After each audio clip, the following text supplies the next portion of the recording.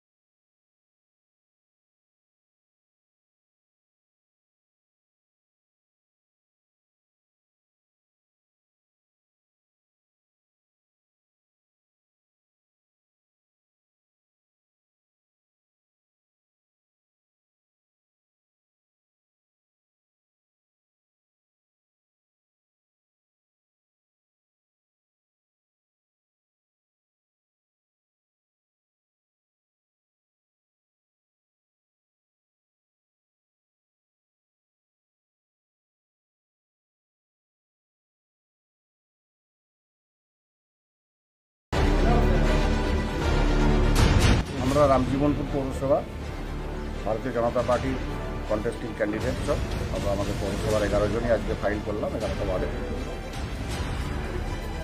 কি আশা করছেন? আমরা আশাবাদী ভারতীয় জনতা পার্টি রামজীবনপুর পৌরসভা জয়লাভ করবে। বিগত বিধানসভা নির্বাচন এবং বিগত পুরসভা নির্বাচনেও ভারতীয় জনতা পার্টির প্রতি মানুষ আস্থা রেখেছিল, কিন্তু তৃণমূল জোর করে সেই ভোটকে ভেঙে দেয়। এইবারও মানুষ ভারতীয় জনতা পার্টির প্রতি আস্থা রাখে। দিলে কীভাবে মানতে পারছেন? বুঝলে আমরা সর্বপ্রকার আমাদের যে সমস্ত প্রকল্প আছে কেন্দ্র সরকারের রাজ্য সরকারের যে যৌথ প্রকল্প সেগুলোর উপর গুরুত্ব দেবে এবং সবচেয়ে বড় দুর্নীতিমুক্ত এবং সন্ত্রাস রামজীবনপুর পৌরসভা আমরা নির্বাচন বিধানসভা নির্বাচনে তৃণমূল জয়লাভ করেছে, এর প্রভাব কি পড়তে পারে বলে মনে হয়? দেখুন, বিধানসভা নির্বাচন সম্পূর্ণ আলাদা পরিপ্রেক্ষিতে হয়েছে। সেখানে ভারতীয় জনতা পার্টি প্রধান বিরোধী দল হিসাবে পশ্চিমবাংলায় উঠে এসেছে। আর কোনো রাজনৈতিক দল সেখানে তার সিপিএম বলুন কংগ্রেস বলুন কেউ এমএলএ পৌঁছাতে পারেনি। ভারতীয় জনতা পার্টি 3 থেকে 77-এ গেছে। তো সেই জায়গায় দাঁড়িয়ে পশ্চিমবাংলার মানুষ বিজেপিকে বিকল্প হিসাবে বেছে নিয়েছে। আপনার নাম?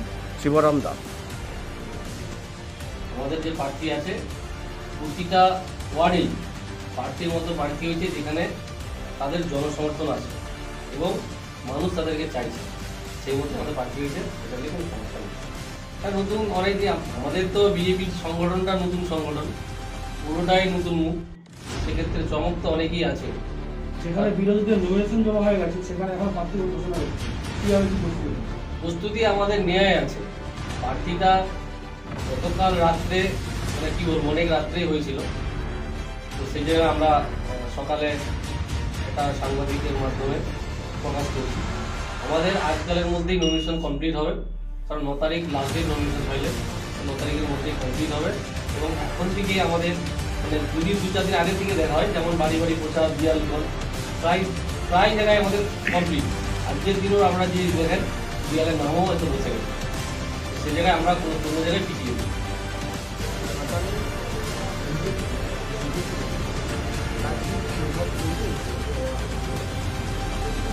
ঘাটালে বিজেপির এমএলএ তার প্রভাব পৌরসভায় পড়বে না, কেননা একটা বিধানসভার এরিয়ার একটা পৌর এলাকা সম্পূর্ণ তফাৎ আছে। এটা আমাদের প্রথম কথা মাথায় রাখতে হবে। বিধানসভায় যে রেজাল্টটা হয়েছে ঘাটাল পৌরসভার ক্ষেত্রে তার ঠিক বিপরীত রেজাল্টটা তৈরি হবে। আমরা একদম পরিষ্কার আশাবাদী, কেননা ঘাটালের বিশেষ করে ঘাটালের যারা মানুষ, পৌর এলাকার যারা মানুষ, খড়ার পৌরসভার যারা মানুষ তারা জানেন যে আমরা এতদিন ধরে কোন সরকারের সুযোগটা পেয়ে এসেছি, কোন প্রশাসক আমাদেরকে ভালো সুযোগ দিয়েছে, কোন চেয়ারম্যান আমাদেরকে ভালো কাজ করে দিয়েছে।